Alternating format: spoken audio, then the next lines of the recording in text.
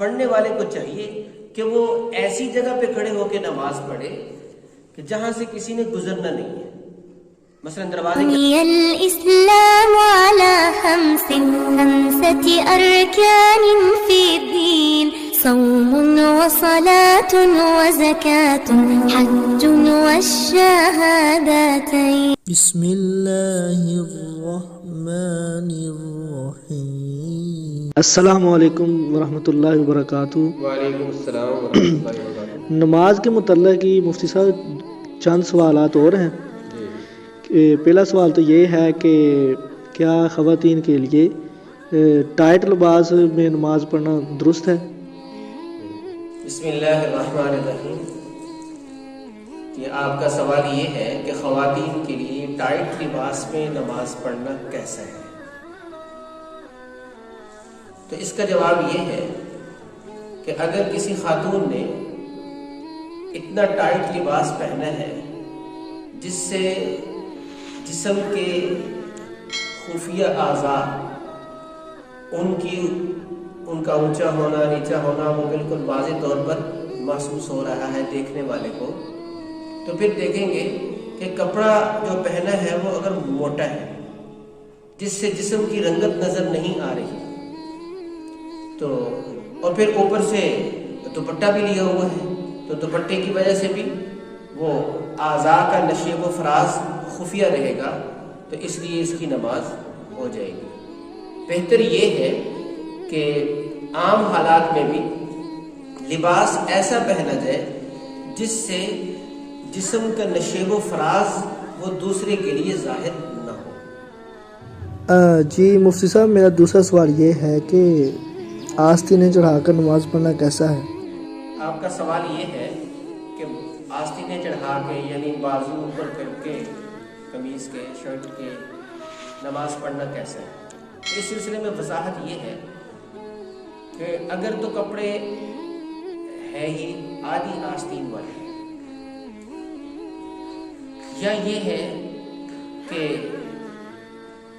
کام کاج کے لیے کپڑے پہنے ہوئے تھے، تو اگر کام کاج کے کپڑے ہیں آدھی آستین والے ان میں تو نماز مکروہ ہے، کیونکہ ایسا لباس جسے پہن کر آدمی کسی معزز مجلس میں نہیں جا سکتا، تو ایسے لباس میں نماز پڑھنا مکروہ ہے.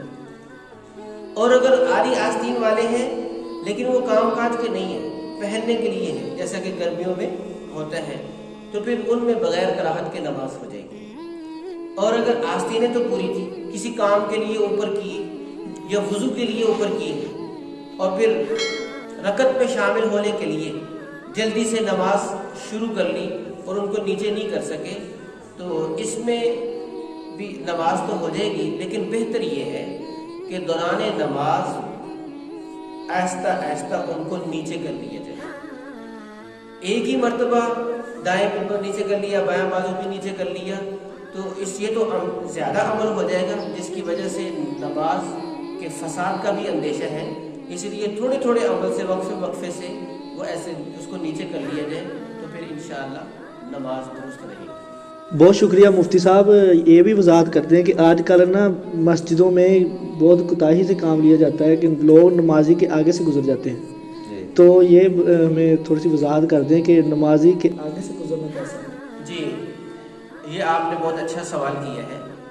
لوگ اس کا خیال نہیں کرتے، اس کو معمولی گناہ سمجھ کر، بلکہ شاید اس کو گناہ ہی نہیں سمجھتے اور سامنے سے گزر جاتے ہیں. اس سلسلے میں سب سے پہلی بات تو یہ ہے کہ ہمارے آقا حضرت محمد صلی اللہ علیہ وسلم نے ہمیں یہ تعلیم دی ہے کہ جب تم میں سے کوئی کھلی جگہ پہ نماز پڑھے تو وہ اپنے سامنے سترا بنا لے، سترا رکھ لے، یعنی کوئی آڑ کھلی کر لے. اگر کوئی وہاں سے گزرنا چاہتا ہے تو وہ آڑ کے پرے سے گزر جائے، نمازی کے سامنے سے نہ گزرے. اس لیے نماز پڑھنے والے کو چاہیے کہ وہ ایسی جگہ پہ کھڑے ہو کے نماز پڑھے کہ جہاں سے کسی نے گزرنا نہیں. مثلا دروازے کے سامنے نہ کھڑا ہو، ذرا سائڈ پہ کھڑا ہو. دوسری بات یہ ہے کہ جب اس نے نماز شروع کر دی، اب گزرنے والے کو چاہیے کہ وہ اس کا احترام کرے، نماز پڑھنے والے کا اس کے سامنے سے نہ گزرے، کیونکہ ہمارے نبی حضرت محمد صلی اللہ علیہ وسلم کا ارشاد گرامی ہے کہ اگر نمازی کے سامنے سے گزرنے والے کو پتہ چل جائے کہ گزرنے سے کتنا بڑا گناہ ہوگا اور کتنا بڑا وبال میرے اوپر آ پڑے گا، تو وہ 40 تک بھی اس کو کھڑا ہونا پڑے تو وہ کھڑا رہے۔ آپ نے یہ نہیں فرمایا کہ اس کو 40 دن تک کھڑا رہنا پڑے یا 40 گھنٹے کھڑا رہنے پڑے، مطلقاً فرمایا کہ 40 تک کھڑا رہنا پڑے۔ تو مثلا ہم یہ سوچیں کہ اتنا بڑا گناہ ہے کہ اگر 40 دن بھی کھڑا ہونا پڑے تو بندہ کھڑا رہے اس گناہ سے، عذاب سے ڈرتے ہوئے، پھر بھی وہ نمازی کے سامنے سے نہیں گزرے گا۔ اور 40 دن نہ لیں، 40 گھنٹے لیں کہ 40 گھنٹے کھڑا ہونا پڑ جائے تو فرمایا پھر بھی وہ کھڑا رہے، اگر اسے اس عذاب کا پتہ چل جائے جو سامنے سے گزرنے پر اس کو عذاب ہونے والا ہے، تو وہ پھر بھی کھڑا رہے، سامنے سے نہ گزرے۔ تو جب اتنی سخت وعید ہے تو اس سلسلے میں ہمیں کوتاہی اور سستی نہیں کرنی چاہیے، بلکہ اس کا اہتمام کرنا چاہیے کہ ہم نمازی کے سامنے سے نہ گزریں۔